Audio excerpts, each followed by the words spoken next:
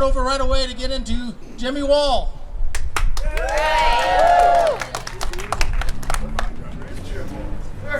Jimmy Wall! Whoa! Jimmy! Brother! No, I think that's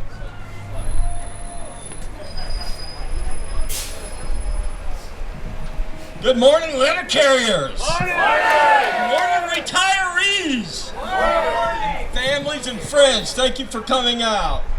John has asked me to speak about our history because sometimes the past can help with the present. My name is Jim Wall, and I've been a member of the National Association of Letter Carriers for 54 years. And in the 70s and 80s, I served Branch 204 as shop steward at Antares Post Office, along with my good friend John Moore, who later became the state president. I was Sergeant at Arms, trustee, vice president, and legislative liaison for Colorado's 5th Congressional District. In 1973, I transferred from Valparaiso, Indiana to Colorado Springs. After reporting the HR in this building, I was leaving and I met Ed Pankow, who was president of the NALC local branch 204. It took me about 30 seconds to sign up. Now, I started 1 year after the post office department became the USPS. As you can imagine, everything was different. No longer did the NALC have to go to Congress to ask for a pay raise. I started at $3.06 an hour. If that system were in place today throughout my career, which lasted 42 years, I might have retired with a pay scale of $3.50. You know. So with the beginning of the new postal service, new words entered our vocabulary: collective bargaining, mediation, binding arbitration. Contracts being negotiated during the 70s and 80s were tense and adversarial. The workroom floor was authoritarian. There was a huge backlog of unsolved grievances at the national level, about 6,000, I believe.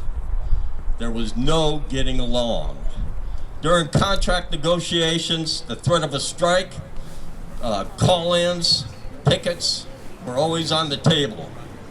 But one thing we learned as letter carriers was we had to become more involved at the grassroots level with their elected officials. During that time, legislative liaisons and members would call and write letters to your congressmen and senators expressing our views. Yeah, we actually wrote letters. But more importantly, we would visit in person with our elected officials. Now, I was lucky enough, being legislative liaison, to have Congressman Ken Kramer's 5th Congressional District office on my route. So it was very easy for me to make appointments. But through the years, between the years of 1979 and 87, time out.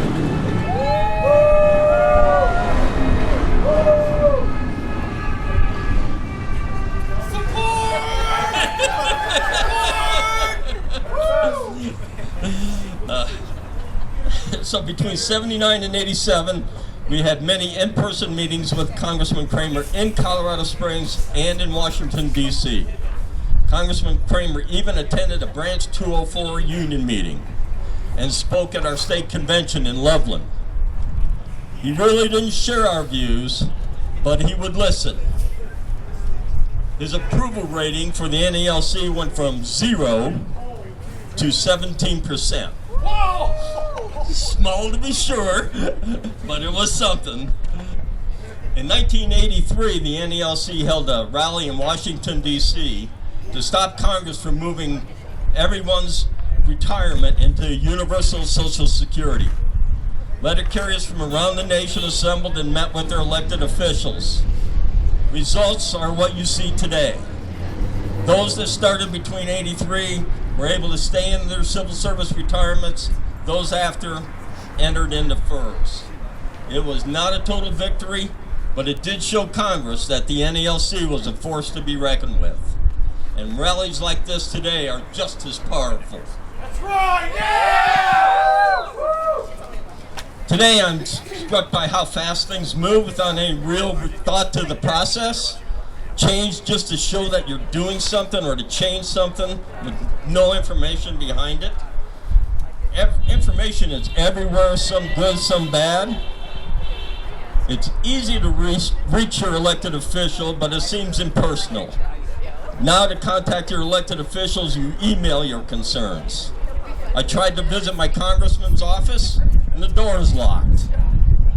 In-person meetings are almost impossible, and if you do get a meeting, it's on Zoom.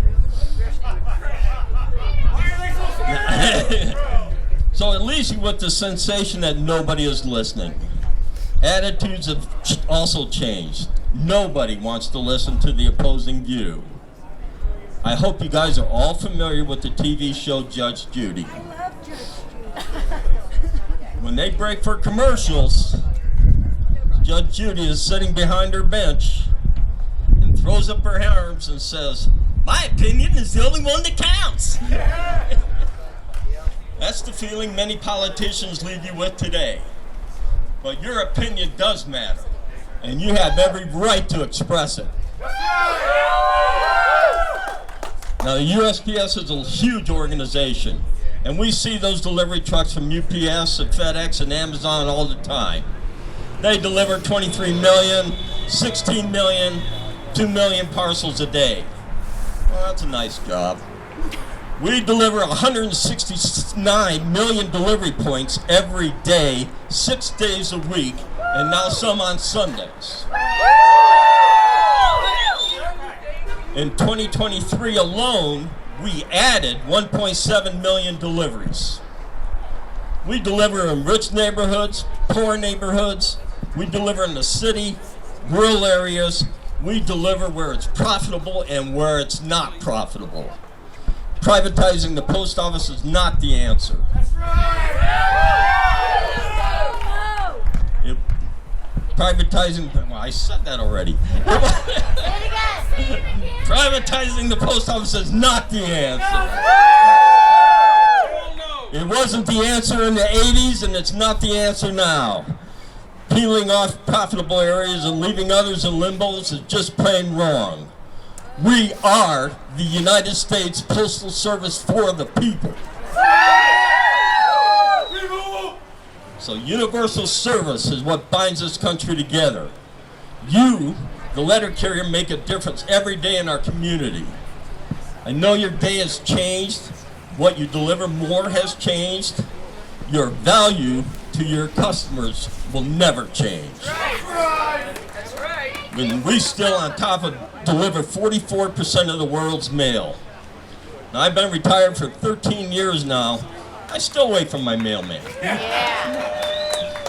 And what I do know is when I check polls to see what federal agency has the highest approval ratings, the United States Postal Service is ranked #1. And there is not a politician on this planet that wouldn't love our approval ratings. But it will be up to the American public to decide if we succeed or fail. So customer service has always been left up to the letter carrier. We are the face of the post office. Your relationships with your customers make a huge impact every day. Simple gestures like thank you and I appreciate it make all the difference in the world. In an organization as large as the Postal Service, it's hard to figure out where all our financial problems come from. I read a recent article from Postmaster General DeJoy. I was wondering what I'd get out of that. And he's worried about the 31,000 leases on buildings that are coming due this year. We have $1 billion loss in revenue due to counterfeiting. We have unfunded congressional mandates of $6 to $11 billion and regulatory restrictions that could total $50 billion in losses. Can you make it any harder for the Postal Service to succeed? Corporate America gets tax breaks and subsidies. We get regulations and restrictions. But it's not up to us but it is up to us to educate the American public and our elected officials. Be involved. Be proud of what you do. Donate to the Letter Carriers Political Action Fund. Unfortunately, money talks and everybody has political action funds. UPS, FedEx, Amazon. My research showed that Amazon alone donated $19 million last year. Now the NALC fund is about $1.5 million. APW, mail handlers, row routes, management together, funds bring a total combination about $4 million. So that's what we're up against. We need to do better. So I encourage you to email your congressmen and senators, express your views. The NALC's website makes it easy. Register for legislative action and Letter Carriers Political Action Fund.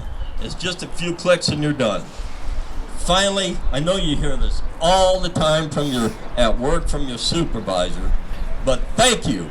Thank you for what you do. Keep fighting the good fight, and hands off the United States Postal Service.